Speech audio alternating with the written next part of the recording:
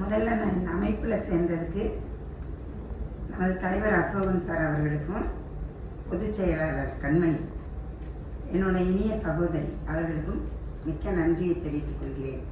ஏன்னா இந்த அமைப்பு என்னன்னே தெரியாத உள்ள வந்தவன் நான், உண்மையை சொல்லிடணும்.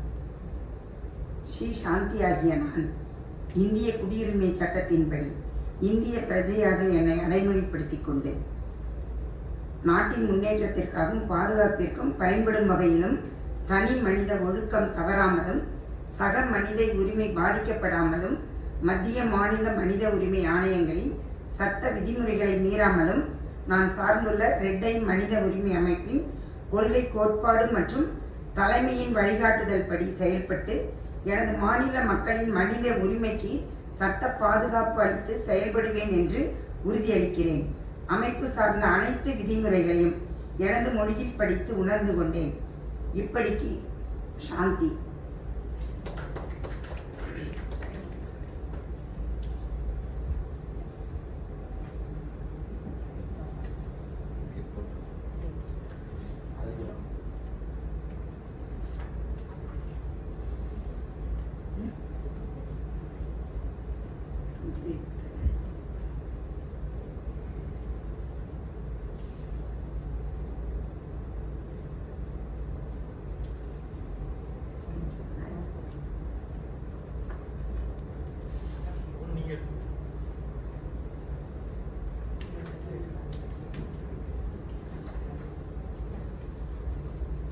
எது வேணும் முதல்ல சர்டிஃபிகேட் அவங்க கையில் வச்சுட்டு இருக்காங்க, நீங்க அங்கதான் போறீங்க, அவங்க சாட்டை வாங்கவே இல்லை.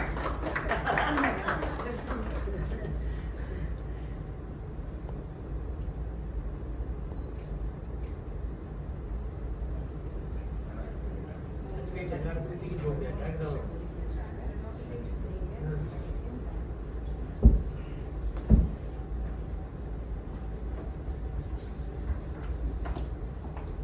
ஃபஸ்ட்டு என்னோட செல்ஃப் இன்ட்ரடக்ஷன்.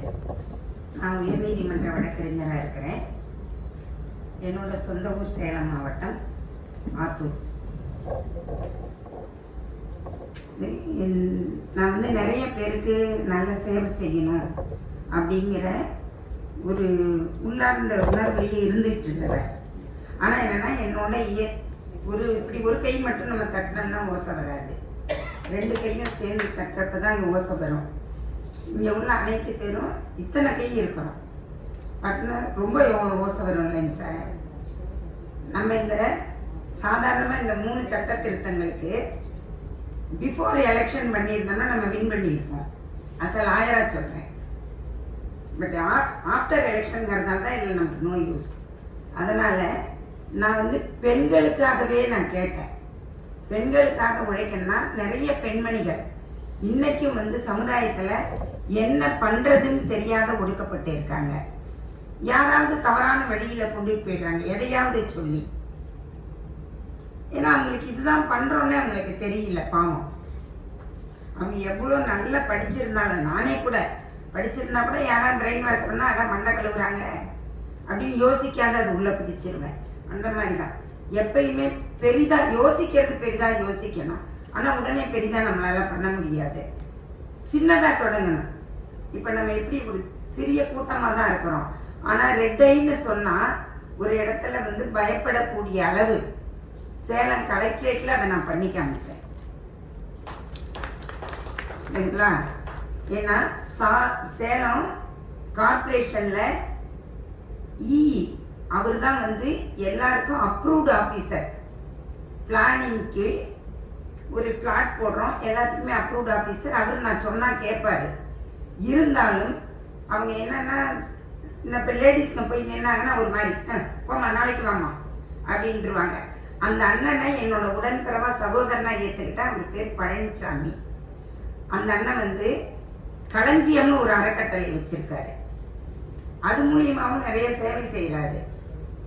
இருந்தாலும் அவங்களுக்கு தெரியாததால என்ன பண்றாருன்னா, ஏமா இன்னைக்கு போயிட்டு நாளைக்கு வாமா அப்படின்னாரு. பார்த்தேன், நான் உன் அண்ணங்கிற முறையில் மூவ் பண்ணா சரி வராது. நான் ஒரு அமைப்புல இருக்கேன். நான் களஞ்சியத்தில் இருக்கேன்னு நினைக்காதனா, களஞ்சியத்தில் ஐ எம் நாட் மெம்பர். ஒன்றுமே இல்லை, சும்மா வரேன் போகிறேன் அவ்வளோதான் சொல்லிட்டு ரெட் ஐன்னு ஒரு அமைப்பில் இருக்கேன். எங்களோட பொதுச் செயலாளரும் ஒரு பெண்மணி தான். இதை உருவாக்கின அந்த நிறுவனர் வந்து ஒரு ஆண்மகன். ஆனாலும் பெண்மைக்கு மரியாதை கொடுத்து அவங்கள உட்கார வச்சிருக்காரு.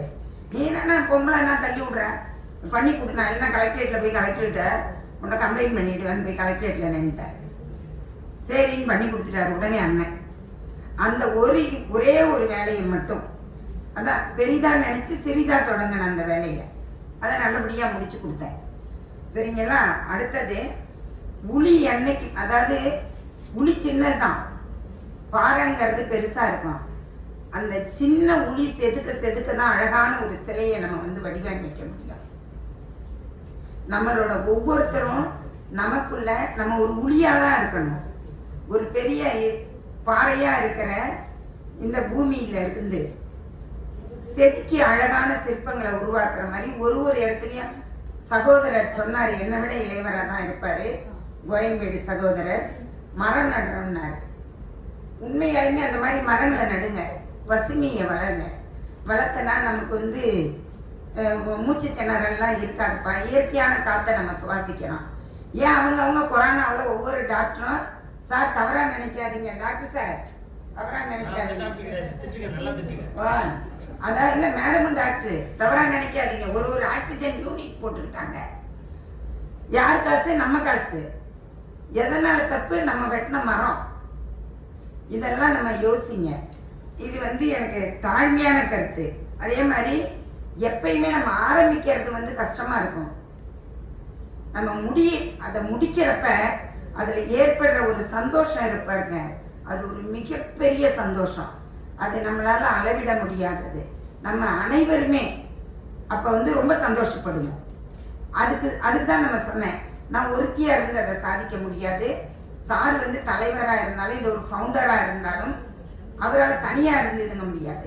எல்லாரும் சேர்ந்து ஒற்றுமையா இணைஞ்சு நல்லா செயல்பட்டு அவர்களோட விண்கில மட்டும்தான் செயல்படணும்னு இல்லை. ஒருத்தங்க பாதிக்கப்பட்டிருக்காங்களா ரோட்ல, உடனே நம்ம போய் செய்யலாம். அந்த மாதிரி ஒரு உள்ளுணர்வோட செயல்படுத்தணும்னா இந்த அமைப்பு இன்னும் மென்மேலும் வளர்ந்து நல்ல நம்மளோட பேர் பிரகாசமா வருங்கிறது என்னோட தாழ்மையான கருத்து. இதுல ஏதாவது தவறு இருந்தா தயவு செய்து மன்னிச்சுக்கணும். பேசிட்டு தவறு சொன்னேன், மனசுல பட்டதை பேசிட்டோம்ல.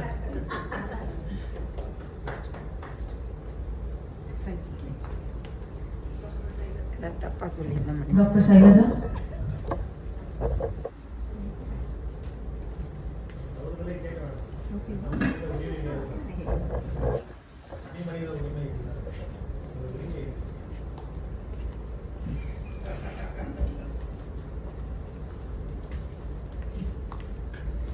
Hello, very good morning to all gentlemen and gentlewomen here.